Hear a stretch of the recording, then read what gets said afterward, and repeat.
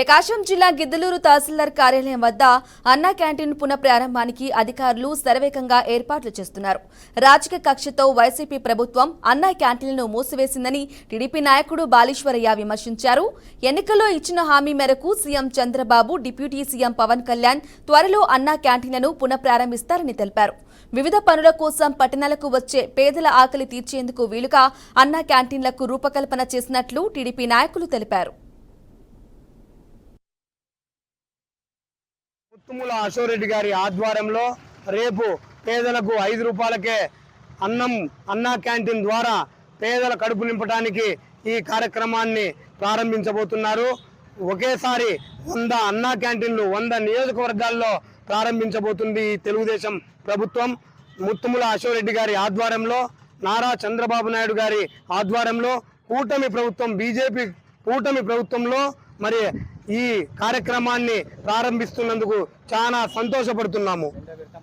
రెండో విడత మరి 31వ తారీఖున మిగిలిన 75 నియోజకవర్గాల్లో కూడా అన్నా క్యాంటీన్ల ద్వారా 5 రూపాయలకే అన్నాన్ని మరి పేద ప్రజలకు ఇవ్వబోతున్న ఈ ప్రభుత్వానికి ధన్యవాదాలు. స్వర్గీయ శ్రీ నందమూరి తారక రామారావు గారి పేరు మీద గతంలో రూపకల్పన చేసినటువంటి అన్నా క్యాంటీన్లు ఈ పేదవాడి యొక్క సంక్షేమాన్ని గత ప్రభుత్వంలో దుర్మార్గుడు తొలగించినటువంటి పేదవాడి యొక్క నోటి కూటిని అన్నా క్యాంటీన్ ద్వారా రేపు ఆగస్టు 15వ తారీఖున సుమారు ఈ రాష్ట్రంలో 100 అన్నా క్యాంటీన్లు ప్రారంభోత్సవానికి నోచుకుంటున్నాయి. అయితే ఈ నియోజకవర్గం అనగా గిద్దలూరు నియోజకవర్గంలో చిట్ట చివరి కొండ ప్రాంతమైనటువంటి పేద, దళిత, బలహీన వర్గాలకు ఇటు చూస్తే కర్నూలు, నంద్యాల జిల్లాలు, ఇటు చూస్తే కడప, రాయలసీమ జిల్లాలు, ఇటు చూస్తే కోస్తా ప్రకాశం జిల్లాలు, ఏ రకమైనటువంటి సంక్షేమానికి దూరమైనటువంటి ఈ గిద్దలూరు నియోజకవర్గ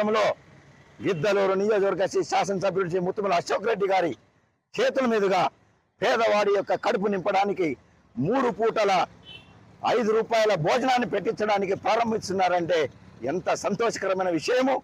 పేదవాడు ఎంత ఆనందదాయకంగా ఆహారాన్ని భుజించి ఆరోగ్యంగా